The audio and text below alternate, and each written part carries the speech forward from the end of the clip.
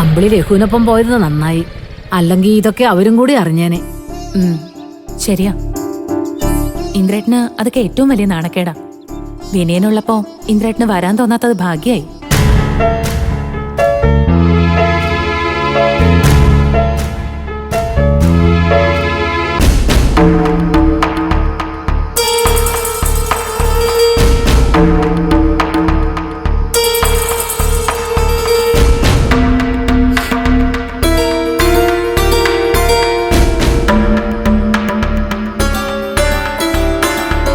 എടാ വിനയ, എന്താണ് ഇത്ര വലിയ ആലോചന?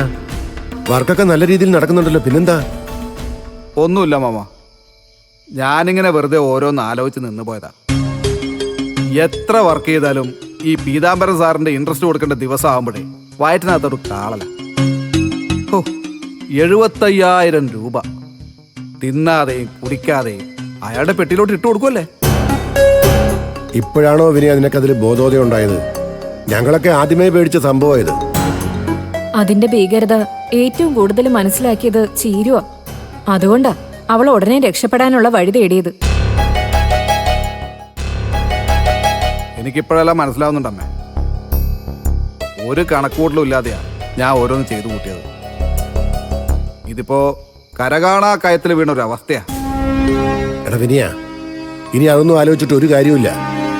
എത്ര കഷ്ടപ്പെട്ടിട്ടായാലും പീതാമ്പന്റെ കടം തീർത്ത് വീടിന്റെ പ്രമാണം തിരിച്ചെടുക്കണം. ആ ഒരു ലക്ഷ്യം മാത്രമേ നിന്റെ മനസ്സിലുണ്ടാകാവൂ.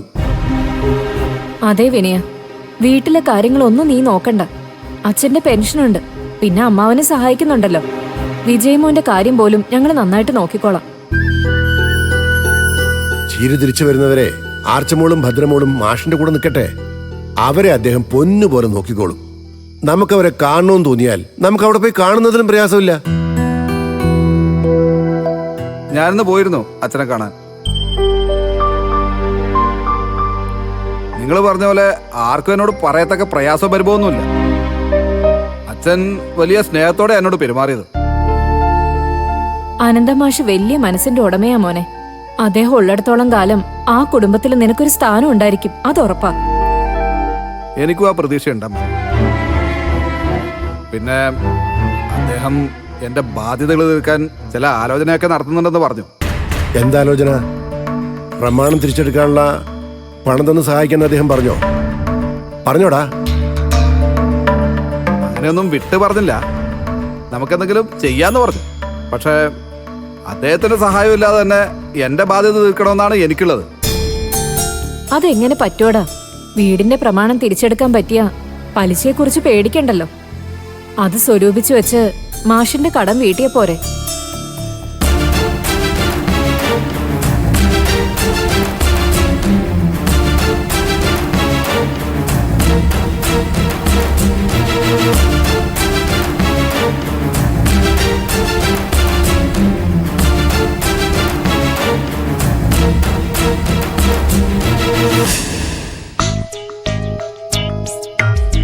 പഴയ രീതിയിലല്ലെങ്കിൽ നിന്നെ മാഷ് സഹായിക്കരുതെന്ന് ഞാൻ പറയും.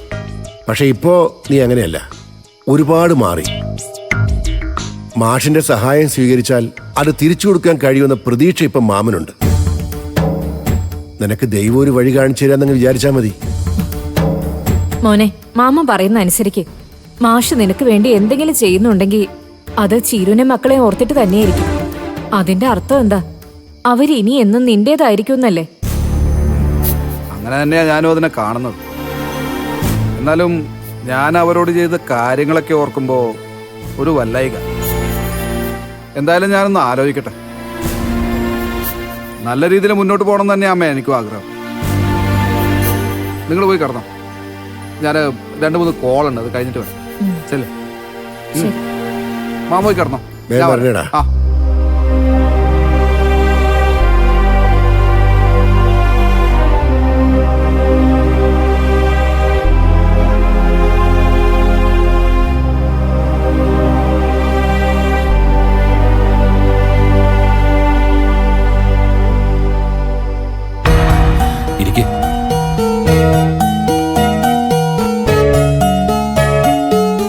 അണ്ണാ, അണ്ണൻ എടുത്തിയാടി അങ്ങനെയൊന്നും ചെയ്യേണ്ടെന്നാണ് എൻ്റെ അഭിപ്രായം.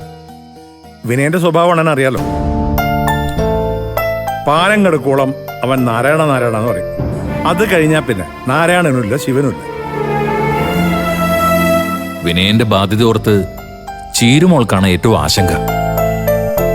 അവൾ അവിടെയാണെങ്കിലും മനസ്സ് മുഴുവനും ഇവിടെയാ. അവളുടെ കുഞ്ഞുങ്ങൾ അനുഭവിക്കേണ്ട സ്വത്തല്ലേ ഏതോ ബ്ലേഡുകാരന്റെ കയ്യിലേക്ക് എത്താൻ പോകുന്നത്. ആ, അത് കൈവിട്ടു പോകുന്നുള്ള ടെൻഷനിപ്പോ വിനയനും തലയ്ക്ക് പിടിച്ചിട്ടുണ്ട്. അവൻ സ്വന്തമായിട്ട് എന്തെങ്കിലും ഒരു വഴി കണ്ടെത്തട്ടെ. അല്ലാതെ മഞ്ചാടി മോളുടെ കല്യാണത്തിന് വെച്ച കാശെടുത്ത് അവന്റെ ബാധ്യത തീർക്കാൻ പോയാൽ അത് വലിയൊരു അബദ്ധമായിട്ട് മാറും.